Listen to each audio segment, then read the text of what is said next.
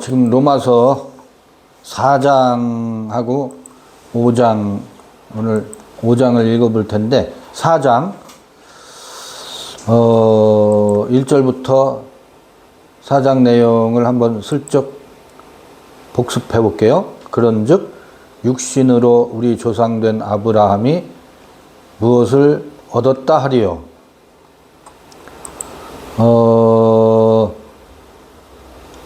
육신을 따라서는 우리의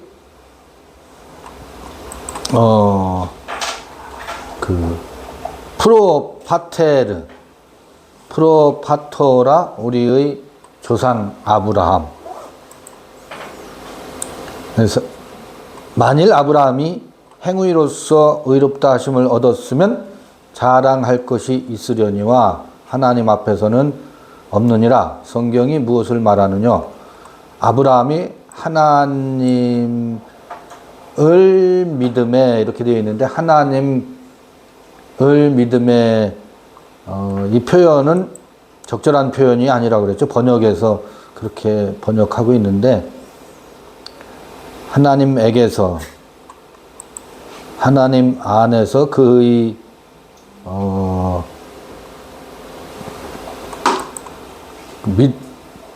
믿음? 이건 설명을 지난번에 많이 했을 것 같아요. 이것이 저에게로 하나님 안에서 믿어져서 믿은 것을 의로 여기셨다. 일하는 자에게는 그 삭슬 은혜로 여기지 아니하고 빚으로 여기거니와.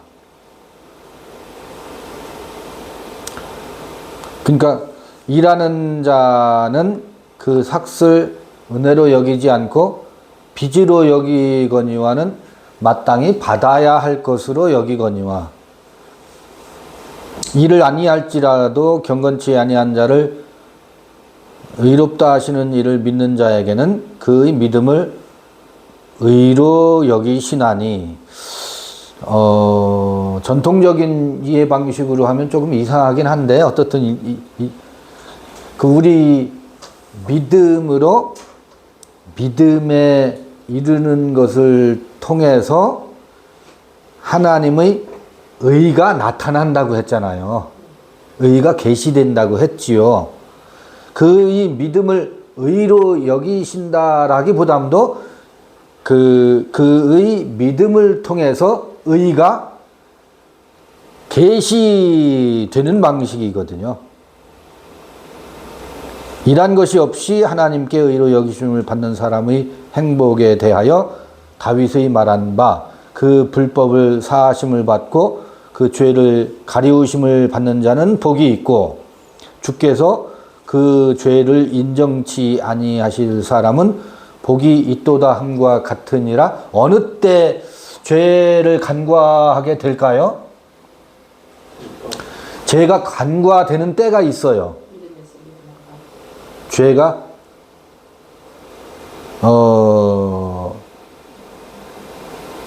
일한 것이 없이 하나님께 의로 여기심을 받는 사람의 행복에 대하여 일과 상관이 없어요.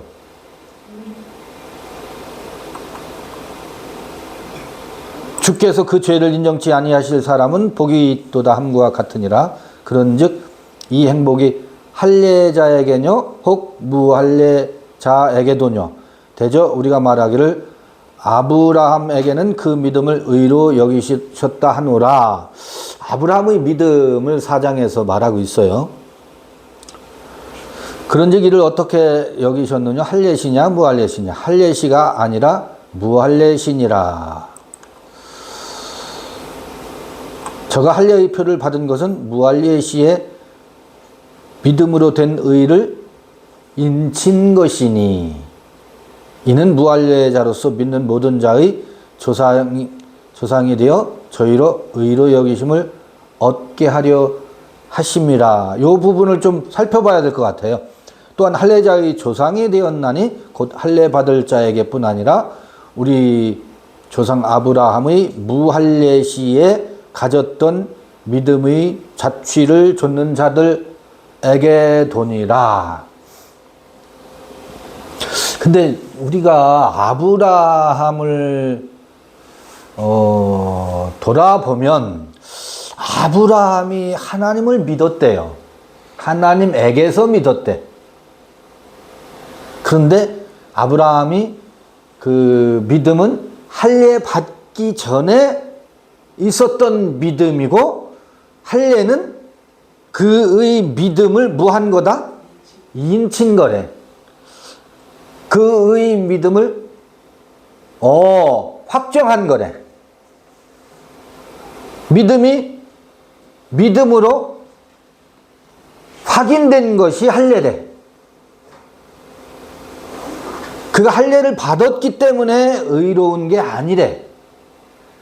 근데 할례를 받으면 그러면 믿음이 인쳐진 것인가?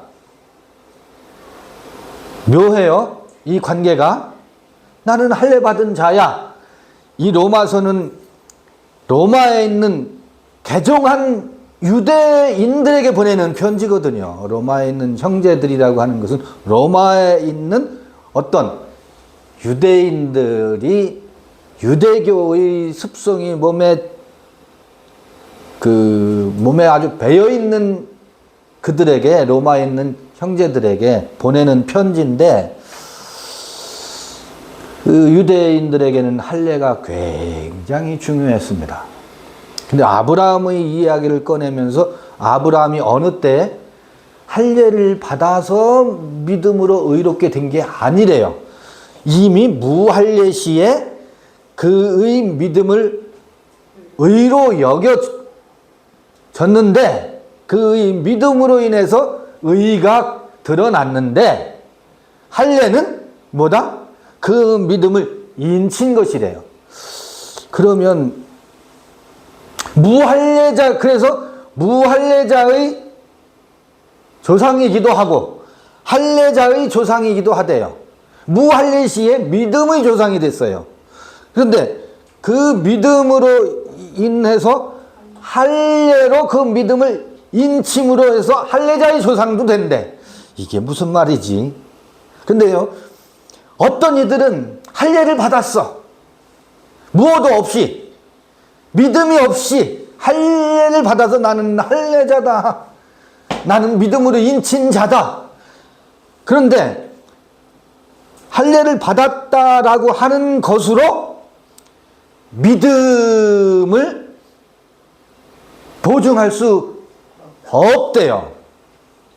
그게 이제 할례 받은 것이 하나의 행위야.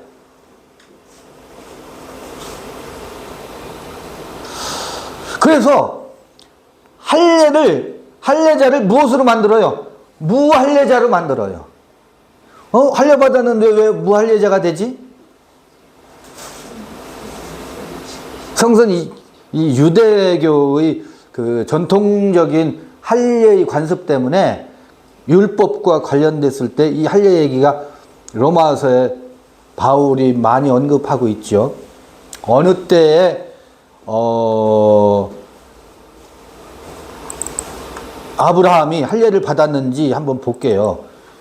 창세기 17장 17절 요 어간에 보면 아브라함이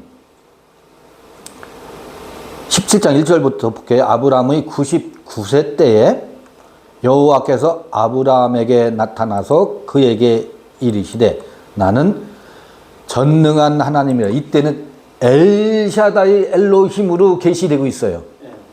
전능한 하나님이라. 너는 내 앞에서 행하여 완전하라. 내가 내 언약을 나와 너 사이에 세워 너로 심히 번성케 하리라 하시니 아브라함이 엎드린데 하나님이 또 그에게 일러 가라사대 내가 너와 내 언약을 세우니 너는 열국의 아비가 될지라. 이때 언약이라는 게 나와요. 언약. 이제 후로는 내 이름을 아브라함이라 하지 아니하고 아브라함이라 하리니 이는 내가 너로 열국의 아비가 되게 함이니라.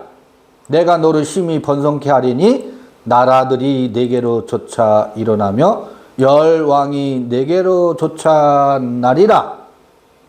내가 내 언약을 나와 너와 내 대대 후손의 사이에 세워서 영원한 언약을 삼고 너와 내 후손의 하나님이 되리라. 내가 너와 내 후손에게 너희 우거하는 이 땅 곧 가나안 일경으로 주어 영원한 기업이 되게 하고 나는 그들의 하나님이 되리라. 하나님이 또 아브라함에게 이르되, 이때부터 이제 아브라함이 되는 거예요. 함에게 이르되 그런즉 너는 내 언약을 지키고 내 후손도 대대로 지키라. 너희 중 남자는 다 할례를 받으라. 이것이 나와 너희와 너희 후손 사이에 지킬 내 언약이니라. 너희는 양피를 베어라. 이것이 나와 너희 사이의 언약의 표징이니라. 대대로 남자는 집에서 난 자나 혹 너희 자손이 아니요 이방 사람에게서 돈으로 산 자를 물어나고 난 지 8일 만에 할례를 받을 것이라. 너희 집에서 난 자든지 너희 돈으로 산 자든지 할례를 받아야 하리니 이에 내 언약이 너희 살에 있어 영원한 언약이 되려니와 할례를 받지 아니한 남자 곧 그 양피를 베지 아니한 자는 백성 중에서 끊어지리니 그가 내 언약을 배반하였음이니라. 하나님이 또 아브라함에게 이르시되 내 아내 사레는 이름을 사레라 하지 말고 그 이름을 사라라 하라. 내가 그에게 복을 주어 그로 내게 아들을 낳아주게 하며 내가 그에게 복을 주어 그로 열국의 어미가 되게 하리니 민족의 열왕이 그에게서 나리라. 이런 이야기가 할례와 관련해서 아브라함의 이야기 속에 담겨져 있어요. 아브라함은 어느 때 할례를 받았어요? 99세나 되어서야 할례를 받았어요. 근데 99세 할례 받기 전에 뭐가 먼저? 언약이 먼저 찾아왔어요. 99세 되어서는 아브라함이 하나님을 믿었어요? 하나님을 믿었지요.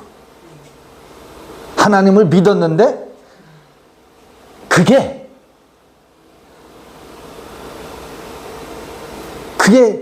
하나님을 믿은 것인가?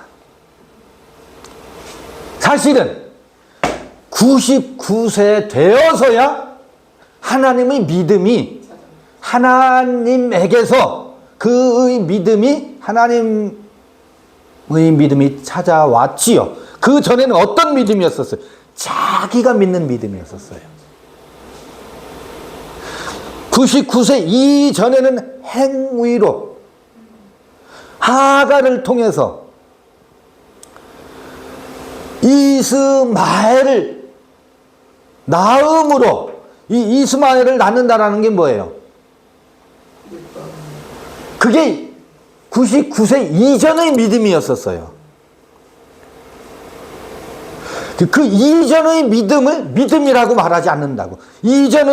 99세 이전에 아브라함이 믿었다고 하는 것은 행위였대요. 그게 행위였대요. 믿음이 아니라 행위였답니다. 그러니까 계집종, 아람 여인이 사레의 계집종이었었어요.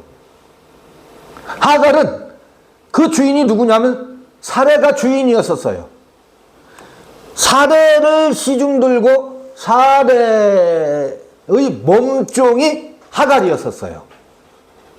그래서 사레가 자기에게 태가 동하지 않아서 하갈을 아브라함에게 자기 몸종을 들여 보낸 거거든. 하갈을 통해서 이스마엘, 나하고 마차 차이잖아. 이스마엘은 나의 무슨 뜻이에요? 이스마엘이라는 뜻이.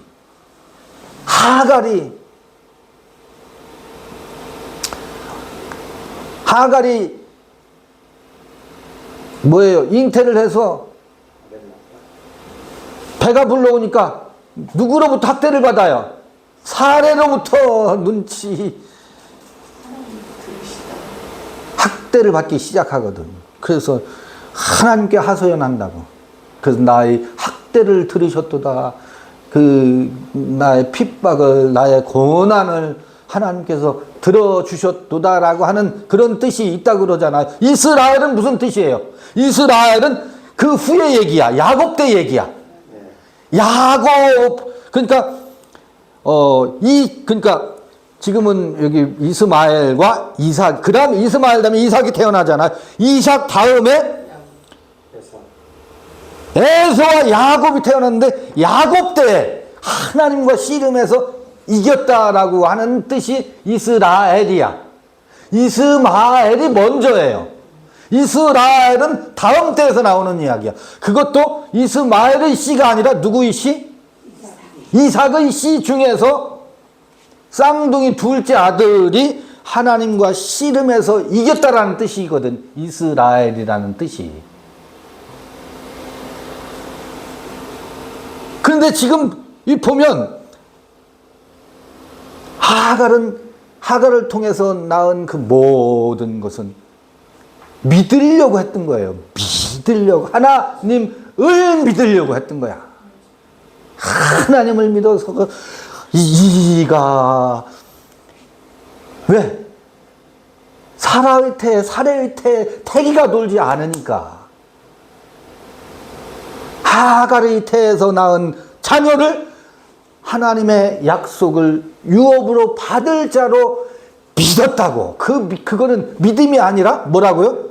행위래요. 그게 율법이래. 아니, 그게 종의 상태래요. 그때가 뭐냐면 아브람이야. 봐요. 아브람 해서 99세가 되었어. 아브람의 삶으로 99세가 되었어요. 하란 땅에서 가나안으로 왔을 때가 75세였었거든. 하란에서 가나안으로 왔을 때가 75세였는데 가나안에 왔대요. 누가 가나안으로 왔다고요? 아브람이 가나안에 들어와 있어요. 지금 가나안에 약속의 땅에 들어왔다고. 하란을 떠났다고. 하란을. 그 아버지 데라는 어디를 떠났어요? 우르를 떠났다고. 우르를 떠나서 중간 기착지가 하란이었었어. 그 데라의 아들 중에 하란이라는 아들도 있어요. 하란이라는 아들도 있는데 발음이 같을 뿐이지 하란. 요게 하가 달라요. 여기서는 지명하란은 여기 숨구멍이 없어. 여기 붙어 있어. 하란. 그래서 하란이 아니라 카란이에요. 카란. 지명 이름 하란. 이 지명 데라의 자녀 중에 하란은 일찍 죽었죠. 하란의 자녀들이 누구예요? 아브라함의 조카 롯들이지. 그래서 하란이 두 번 나와요. 사람 이름 하란, 지명 이름 하란. 여기서 하란에서 가나안으로 들어왔다고요. 굉장한 이야기예요, 이게. 가나안에 이미 들어와 있다고. 근데 아직은 뭐라? 가나안에 들어와 있어도 아브람이래요. 요 때가 무슨 때냐면 율법과 종으로 사는 때야. 종으로 사는 때야. 노예로 산다고. 아니, 아브람이 가나안 땅에서 노예로 산 적이 있어요? 노예로 안 살았어요. 노예로 살았다라는 얘기는 그 의식이, 그 육체는 노예로 산 적이 없어요. 가나안 땅에서. 그 의식이 누구를 낳느냐면 이스마엘을 낳는다고. 이스마엘이라는 이 이름을 보면 이도 그야말로 하늘의 별과 같이 이스마엘의 자손들도 비록 아브라함이 집에서 쫓겨나지만 그게 지금 어디에요? 이슬람이지, 이슬람. 이슬람을 이루고 있잖아요. 기독교보다 더 많아요? 유대교보다 더 많아요. 지금 현재 저기의 누구지? 마호멧의 조상이지. 마호멧 이슬람의 믿음의 조상이죠. 믿음의 조상 람인데 그 초조의 이스마엘이 이를테면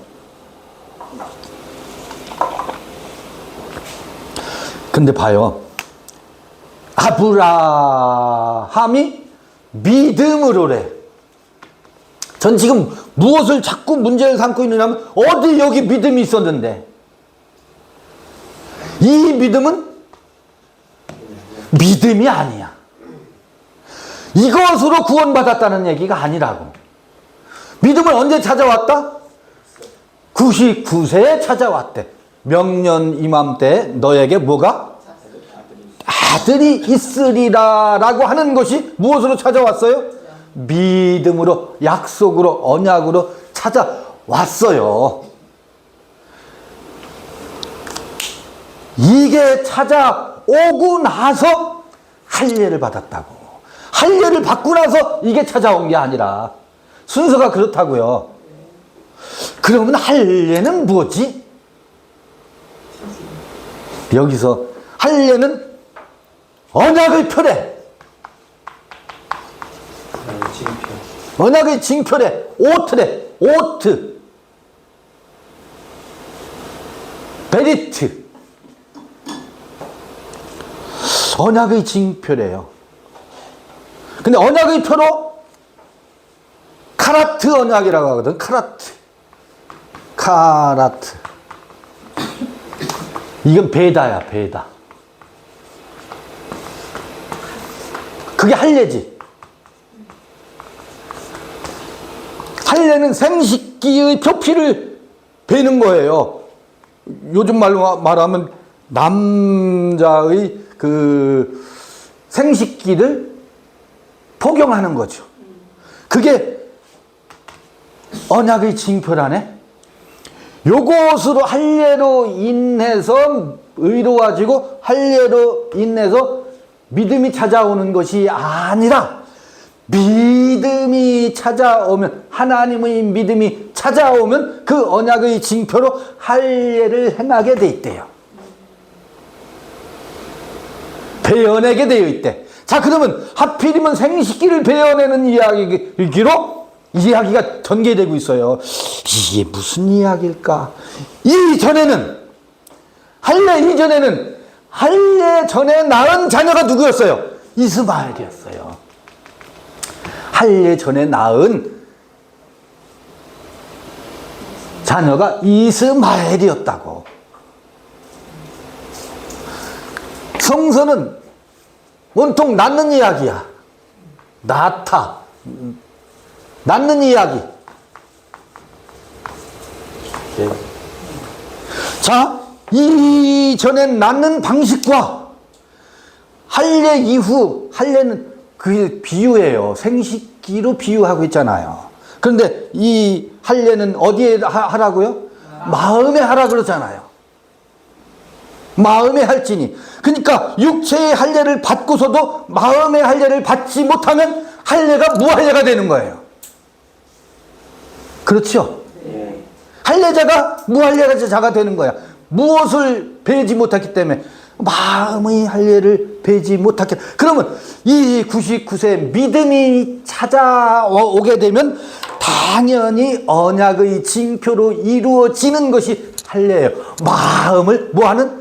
마음을 덮고 있는 가죽을 베는 일이 무엇으로?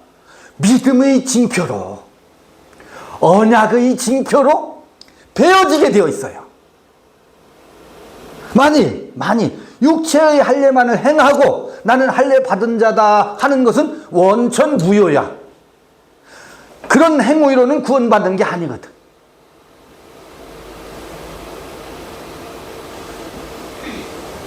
이 이야기예요. 마음의 가죽을 덮고 있는 것을 뭐하게 되어 있다고? 베어내게 되어 있어요. 그게 언약의 징표예요.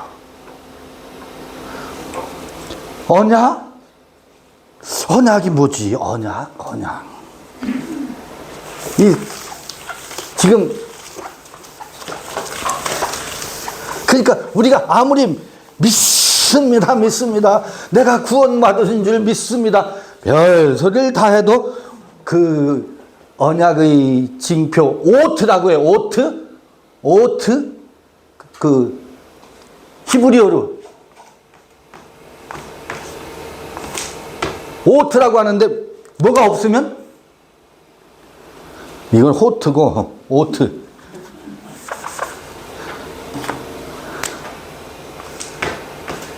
이 징표가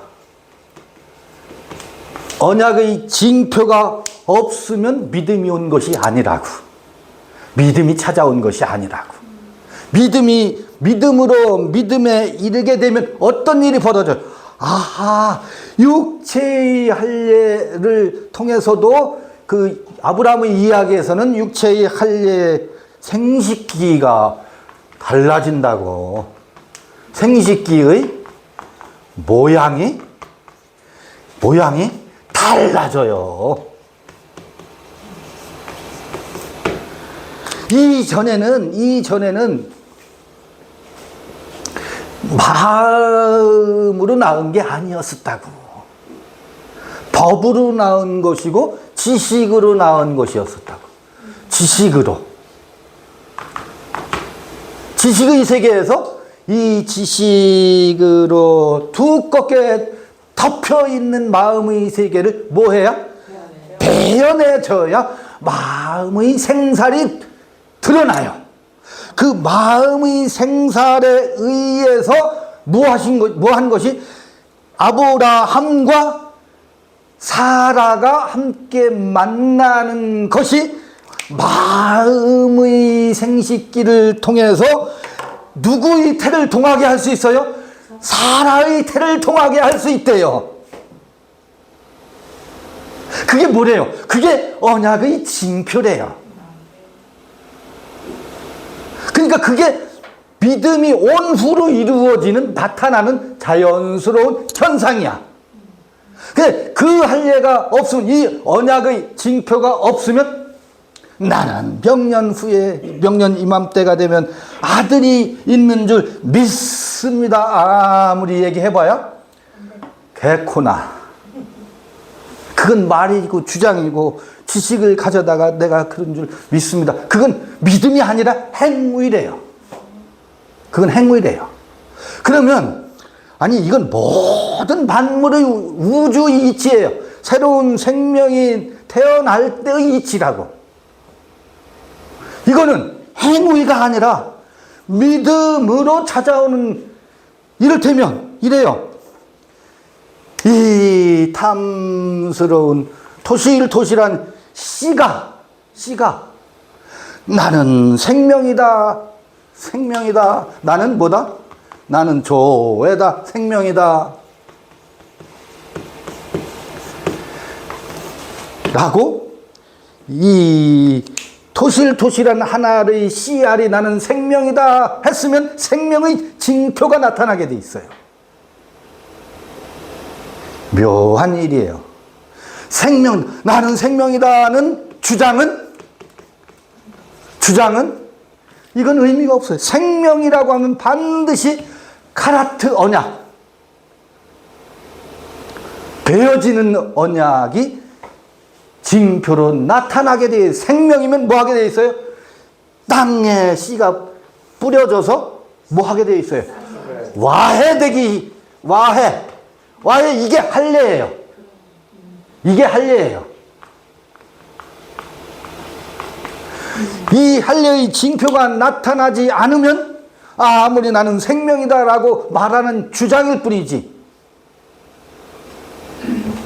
와해되어야 뭐 해요? 쌍떡잎을 낸다고. 이게 할례라고요. 할례.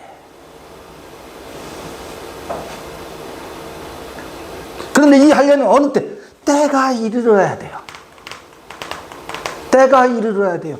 이 쌍떡잎이 대지에 뿌리를 내리고 하는 머리에 우주를 품고 있잖아요. 양손으로 품고 있어서 얘도 뭐래? 나도 조회다. 에고 에임이 해조회. 얘도 생명이라고 말해. 나도 뭐다? 생명이다 라는 뭐라는 믿음이 찾아왔어. 믿음이 온 후로는 반드시 징표가 있다 그랬죠. 믿음이 온 후로는 베어지는 언약이 찾아온다고. 그 뭐예요? 그 다음에 생명이야? 그 믿음이 찾아왔어? 그 믿음이 온 후로 언약의 징표로 카라트 이 양피를 생피를 베는 징조가 찾아온다고. 생명이라면 그런 징조가 찾아오게 되어 있대요. 그래 생명이라면 줄기를 피우면서 새로운 잎을 내기 위해서 얘는 뭐예요? 베어져야 돼요. 이게 모든 믿음이 온 후로 나타나는 언약의 징표예요. 이건 자연스러운 거예요. 그런데 나도 생명이다 하면서 싹을 밀어내지 않고 이 두 떡잎이 생명의 흉내를 내려고 미리 떨어져. 뭐가 안 됐는데, 때가 되지 않았는데 떨어져. 그러면 거기서 생명이 멈춰버려요. 생명이 거기서 멈춰버려요. 여기 이제 이 로마서 5장에 나오겠지만 반드시 카타 무엇을 따라해요. 이게 전치사인데 어떤 그 뒤에 오는 단어가 어떠냐에 따라서 뜻이 여러 가지 나오는데 카타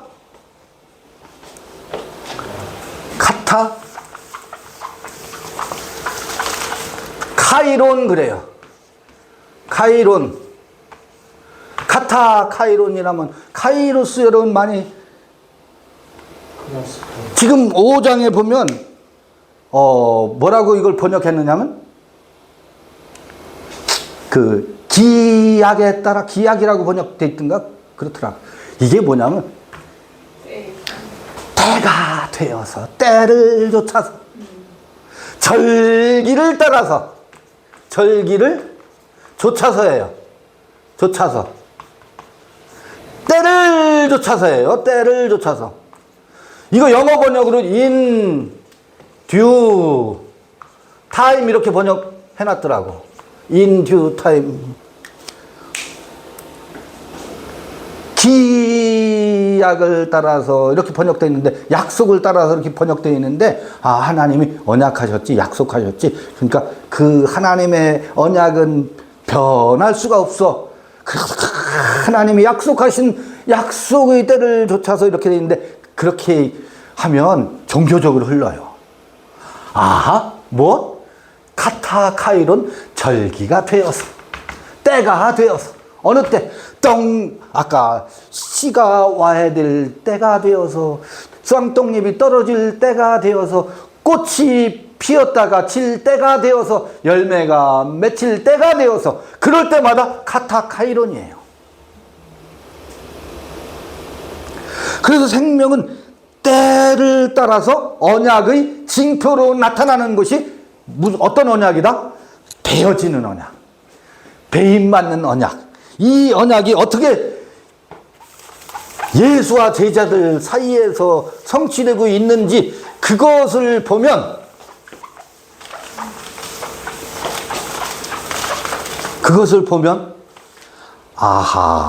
원리가 그러하구나. 베드로 주는 그리스도시요 살아계신 하나님의 아들이십니다. 이 아름다운 고백이 있었지요. 이 고백이 때가 된 거예요. 근데 그게 뭐예요? 주는 그리스도시요라는 말이. 주는 그리스도스요. 이게 주는 그리스도십니다. 살아계신 하나님의 아들이십니다. 라고 하는 이 고백이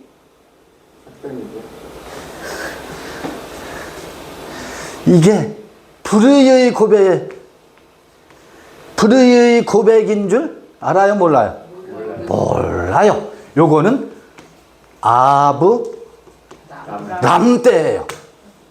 이 고백은 행위예요. 율법이에요.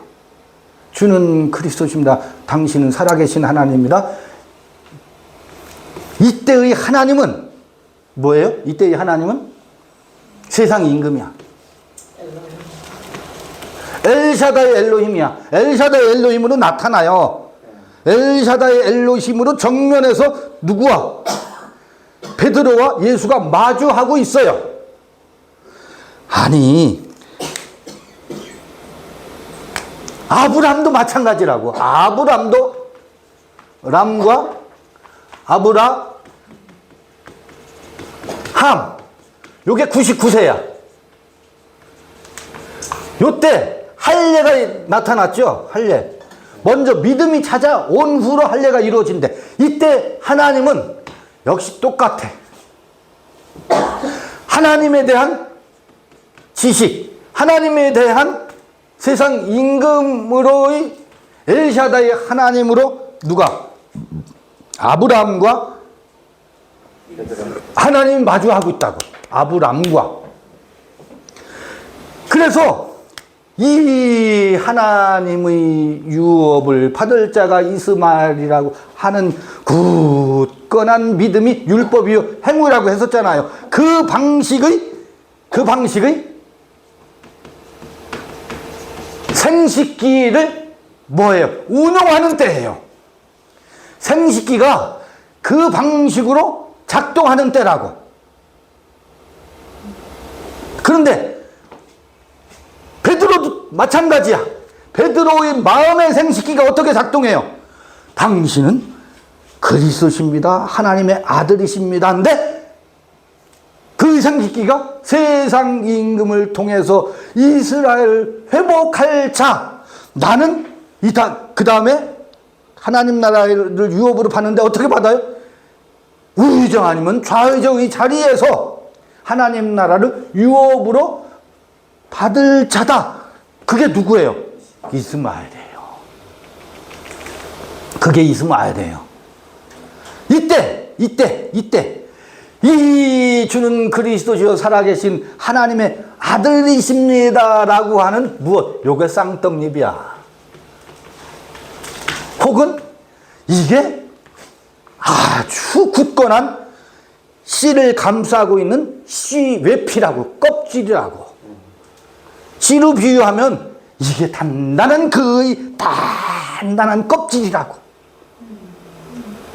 그의 생식기를 감싸고 있는 외피라고. 그런가요? 이 의식의 세계에서 마음이 드러나질 않아요. 자기 뭐만 믿음의 고집만 드러나지. 근데 그 믿음이라고 하는 내가 믿습니다라고 하는데 그게 그의 믿음이 아니라 제 믿음이요 제 고집이다. 그것이 어떻게 해요? 배어진다고. 배어짐이 어떻게 배어지는지 아세요? 나는 배었다가 아니야. 그걸 배어지는 배임을 누가?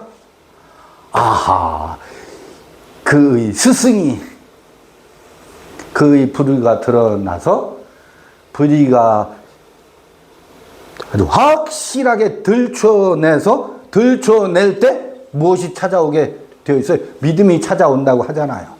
믿음이 찾아와질 때 자연스럽게 이 세상 임금이 들통나고 이 세상 임금이 어떻게 해요? 심판받지요. 심판받는 것이 뭐예요? 그게 배임이에요. 누가 지금 배워줘요? 베드로의 그 무엇과도 바꿀 수 없는 예수 우상이 떠난다고. 우상이 베어지고 있다고. 기름 같은 서방이 배임받고 있잖아요. 이게 할례예요. 이게 할례라고. 할례의 표라고. 그래서 뭐가 드러나요? 생식기의 생살이 돋아난다고. 마음의 세계가 드러난다고. 마음의 세계가 드러나는데 이게 행위로 되는 것이 아니라 믿음이 찾아와서 그 약속과 언약의 징표, 약속과 언약이라는 게 뭐예요? 명년에 아들이 있으리라예요. 명년에 아들이 있으리라는 게 뭔지 아세요? 그대가 그대의 진면목으로 본래의 그대 자신의 생얼이 그 무엇에도 오염되지 않은 그대의 모습이 드러날 것이다. 명년 이맘때 아들을 낳을 것이다. 그 얘기예요. 그 이야기는 그대 안에 있는 겨자씨만한 믿음이 그대를 거룩하게 새로 태어나게 할 것이다. 어느 때? 이제 명년 이맘때가 되면. 그게 언약이라고. 우리 모두는 그 약속을 부여잡고 있다고. 그렇지. 나도 뭐 사람답게 한번 살 때가 찾아오겠지. 나도. 라고 하는 약속을 모두가 부여잡고 살거든. 이때의 약속은, 이때는 무엇을 부여잡고 사는지 아세요? 이때는? 나도 예수 그리스도 우리 이스라엘이 왕으로 오시는 이를 통해서 이스라엘 국권을 회복하고 거기서 뭐 한다고요? 큰 자가 되리라 라고 하는 무엇을 부여잡고 살아요? 믿음을 부여잡고 살지. 이건 제 믿음이야. 그의 믿음이 온 게 아니야. 자기 믿음을 부여잡고 산다고. 그런데 그의 믿음은 숨겨져 있어, 감춰져 있어, 겨자씨만하게 작게 있어. 이건 어느 때 드러나요?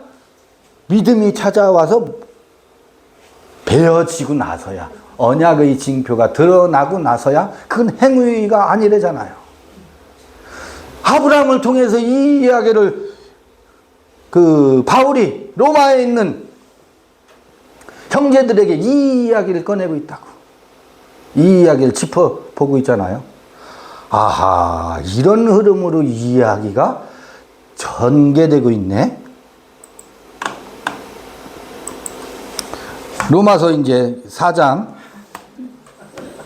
로마서 4장에서 아브라함의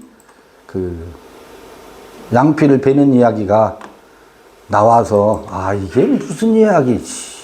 유대인들에게는 이 할례의 문제가 아주 자부심이었었잖아요. 나는 유대인 중에 유대인이고 할례자 중에 할례자다라고 하는 그 자부심을 가지고 있는데 그 할례가 다 무할례자를 만들어 놓고 있는 까닭이 믿음이 찾아오지 않았기 때문에 이건 예수를 믿는다라고 아무리 말해도 그 믿음을 나는 예수 믿는다라고 하는, 나는 할례자라고 하는 그 자부심을 전부 무엇으로 만들고 있어요? 이 언약의 징표가 찾아오지 않으면 뭐다?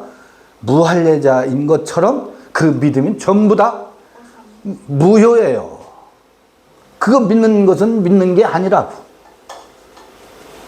아브람 때는 그렇게 믿는다라고 했지만 그 믿음, 그의 믿음이 아니라 자기의 신념이었다고. 그 신념 속에서도 물론 약속을 부여잡고 있지요. 왜 안 되지? 왜 안 되지?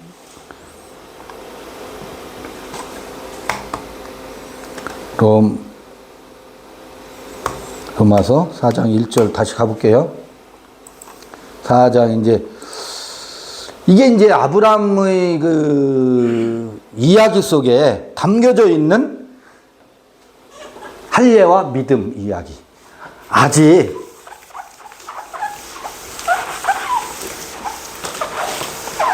이삭이 태어난 얘기는 여기까지는 없어요. 여기서는 명년 이맘때 이삭이 태어나지.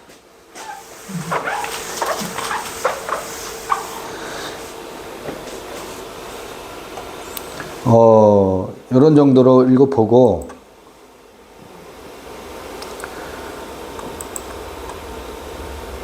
로마서 4장 13절 볼까요? 아브라함이나 그 후손에게 세상의 후사가 되리라고 하신 언약은 율법으로 말미암은 것이 아니요 오직 믿음의 의로 말미암은 것이니라.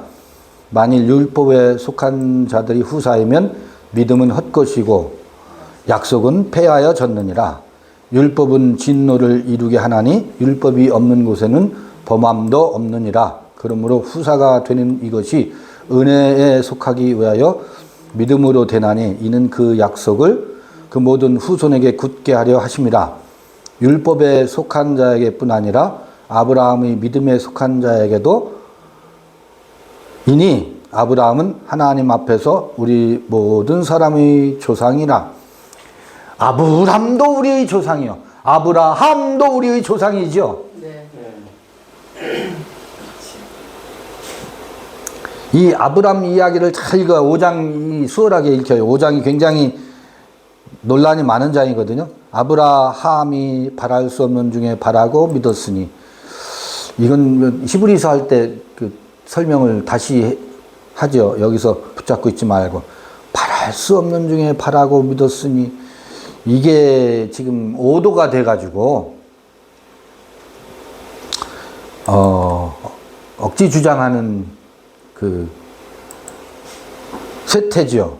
이는 내 후손이 이 같으리라 하신 말씀대로 많은 민족의 조상이 되게 하려 하심을 인함이라. 그가 백세나 되어 자기 몸의 죽은 것 같음과 사라의 태 죽은 것 같음을 알고도 믿음이 약하여지지 아니하고 믿음이 없어 하나님의 약속을 의심치 않고 믿음에 견고하여져서 하나님께 영광을 돌리며 약속하신 그것을 또한 능히 이루실 줄을 확신하였으니 그러므로 이것을 저에게 의로 여기셨느니라. 아주 철저히 율법적으로 번역이 되어 있어요. 율법적으로 번역되어 있어요. 그러니까 우리도 열심히 믿음을 의심치 말고 믿으십시다. 아브라함의 믿음을 본받으십시다 하는데 전부 그게 뭐예요? 아브람에 속한 이야기들을 반복하고 있다고. 믿음이 찾아와야 돼요. 그래서 믿어져야 된다고.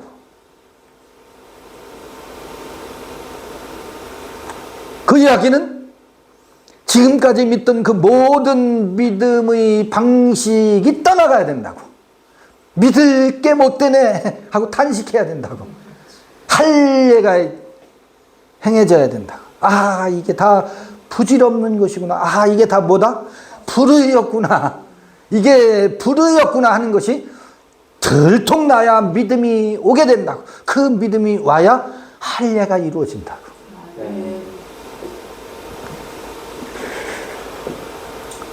그래서 이 번역을 보면, 번역된 것만 보면 아주 철저히 율법적으로 번역되어 있어요. 로마서 서신을 번역하는데도. 누구야. 바울이 말하고 싶은 것을 드러내질 못하고 있다고. 저에게 의로 여기셨다 기록된 것은 아브라함만 위한 것이 아니요 의로 여기심을 받을 우리도 위함이니 곧 예수 우리 주를 죽은 자 가운데서 살리신 이를 믿는 자니라. 이것도 번역 지난번에 설명드렸던 것 같아요. 네크로스로부터 그러니까 다나토스에서 죽은 자가 죽은 자야. 그게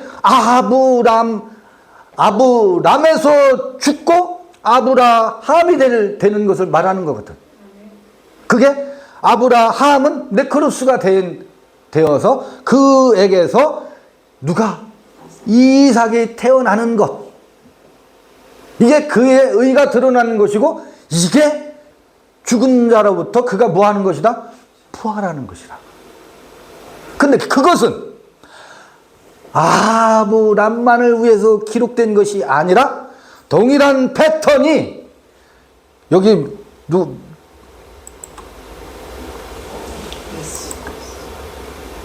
이거는 뭐라고요? 몇 절이야? 의로 여기심을 받은 우리도 위함이.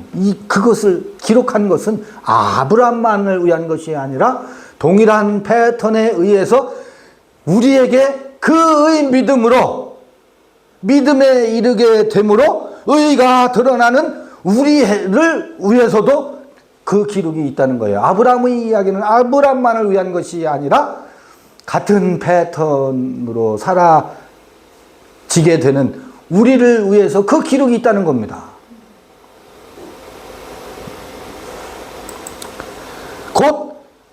예수 우리 주를 죽은 자 가운데서 살리신 이를 믿는 자니라. 요거 말이 바뀌었어요. 우리 주를 죽은 자 가운데서 살리신 이를 믿는 자니라가 아니라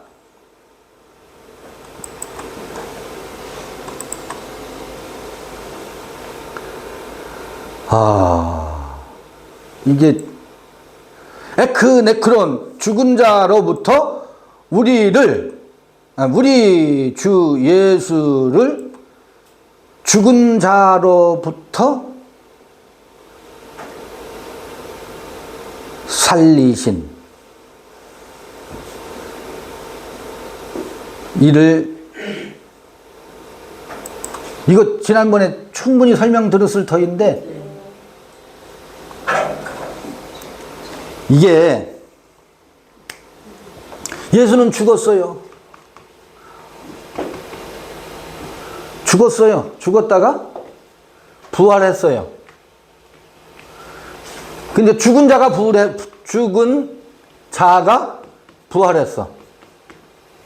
어느 때? 2000년 전에. 이것을 뭐 해야 돼요? 믿어야 할지니라. 이를 믿는 자를 위해서, 이 사실을 믿는 자를 위해서 기록되어 있다. 그 얘기가 아니라고. 그 얘기가 아니라. 이게 기독교의 기본적인 교리잖아요. 그러니까 예수는 죽은 자야. 근데 그 죽었다가 다시 살아났어. 이렇게 이야기가 패턴이 되어 있잖아요. 그게 아니라고. 예수는 어디에서 살아나요? 에크네크론 죽은 자로부터 살아나요. 죽은 자로부터 살아난다. 죽은 자 누구? 아브라함. 2000년 전에 죽은 예수로부터 죽었던 예수가 살아났다는 이야기가 아니고, 그 예수는 어디서 태어난다고? 에크네크론에서 죽은 자 가운데서 살아난다고. 그 죽은 자라는 게 뭐예요? 누가 죽었어요? 예수가 죽었어요. 이거 로마서 앞부분에 이미 다 설명이 됐는데, 이건 뭐냐면 선악을 알게 하는 나무의 열매를 먹고서 반드시 죽으리라 하더니 그가 뭐가 됐느냐면 다나토스가 됐다고. 죽은 자가 되었다고. 다나토스가 되어 있다고. 다나토스가 되었어. 다나토스. 이걸 뭐라고 하면 정령 죽으리라. 정령 번역 잘못했다고 그랬죠. 반드시 죽으리라. 선악을 알게 하는 지식의 나무를 먹고 그 아담은 죽었어. 이게 죽은 자가 되었어. 죽은 자인데 죽은 자가 아니야. 죽음으로 사는 자야. 으로 사는 자야. 육체가 죽었다는 얘기가 아니라고. 그 의식이 선악으로 살게 된 상황을 다나토스라 그래요. 요거를 죽음이라 그래요. 아니, 사망이라고 한다고. 사망 가운데 사는 거야. 그런데 죽은 자란 뭐라? 네크로스라는 건 뭐예요? 이 다나토스가 죽은 자를 죽음으로 사는 것이 죽은 거예요. 를 네크로스라고 한다고. 이거 한 번 더 설명드리는 거예요. 이 선악으로 사는 것을 죽은 자라고 하고, 사망이 왕노릇한다 그러지. 이게 사망이 왕노릇하는, 이 사망이 왕노릇하는 그 삶을 청산하고 그 삶으로부터 죽은 자를 죽은 자라고 한다. 이때는 다나토스라고 하고 이때는 네크로스라고 해요. 그래서 그러면 사망이 왕노릇한 사망아 내 쏘는 것이 어디 있느냐 하면서 그 바울이 이제 7장에서 그 절규를 하잖아요. 그럼 여기서부터 이 선악으로부터 죽어. 그걸 죽은 자라 그래. 이 육체가 죽고 살고 그 얘기가 아니에요. 우리 의식의 세계의 두 양태를 얘기하는 거예요. 이때 이 다나토스에서 죽으면, 선악에서 죽으면, 사망이 왕노릇하는 삶에서 벗어나면, 극복하면, 죽으면, 요거 에크라 그래. 에크 네크로스, 에크 네크론, 론 하면 복수거든. 죽은 자들로부터 여기에서 예수 그리스도의 정신이, 그 기름 부음이 여기서 살아난다고. 이거를 부활이라고 한다고. 그러니까 2000년 전에 부활한 게 아니고 지금도 날마다 이 에크 네크론으로부터 그의 기름 부음과 그리스도의 정신이라고 하는데, 그게 그리스도예요. 그리스도가 살아난다고. 그래서 이 부활의 도는 2000년 전에 있었던 이야기가 아니에요. 그거는 하나의 아르키타입이에요. 원형적 모습이에요. 지금도 끊임없이 죽은 자로부터 그가 부활한다고. 그 우리들을 얘기하는 거예요. 아브라함이 되고 믿음으로 믿음에 이르게 되어서 언약의 징표가 있는 자들에게서 그가 살아난다고요. 그 예수 그리스도, 그런 죽은 자로부터 살아나는 이들에게 찾아온 믿는 자들을 위해서 이게 기록되어 있다, 그 얘기예요. 지금 이 얘기는. 근데 이거는 모든 생명 현상의 원리적인 거거든. 아까 말씀드렸잖아요. 씨가 뭐 해야 돼요? 씨가 얼마나 탐스러워요. 나는 생명이다. 생명이다인데, 이건 생명 맞아요. 노래를 해야 돼요. 찬양해야 돼요. 근데 생명이다만을 주장하고 있으면 이게 선악으로, 바로 선악의 나락으로 빠진다고. 생명이다 하면 징표가 있어야 돼. 어떤 징표? 와야 되는, 이게 네크로스가 되는 거예요. 그냥 생명이다라는 주장만 하고 있으면 선악, 다나토스가 된다고. 이 징표가 뭐예요? 와야 되는 거예요. 생명이다라는 주장을 버리고 여기서 싹이 태어나지요. 이때 껍질이 와야 되는 것을 네크로스라 그래요. 껍질이 와야 되는 것을 네크로스라고, 싹을 내는 것을 부활이라 그래요. 여기 지금 로마서 4장 24절 이야기예요. 에크네크론, 죽은 자 가운데서 우리 주 예수 그리스도가 이렇게 살아나잖아요. 요것에 대한 믿음이 찾아온 이들을 위해서, 아브라함뿐만 아니라 이들을 위해서 이게 기록되어 있대요. 이게 로마서 4장 24, 25절 이야기는 이 같은 이야기입니다. 이런 이야기예요. 이런 이야기. 바울의 문체가 어려워가지고 전부 교리화 시켜놔가지고 이걸 읽을 때 안 읽혀져요. 진짜 안 읽혀져요.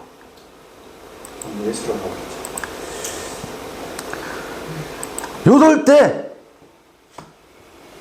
죄가 간과돼요. 죄가 지나가 버려요. 와야 되면서 지나가요. 붙잡고 있으면 자기 의가 돼. 이게 나는 생명이다를 의로 삼아. 너만 생명이나 나도 생명이다. 싸워. 나도 구원받았어 하고 서로 싸워. 그걸 뭐 껍질로 가지고 있어서 그래요.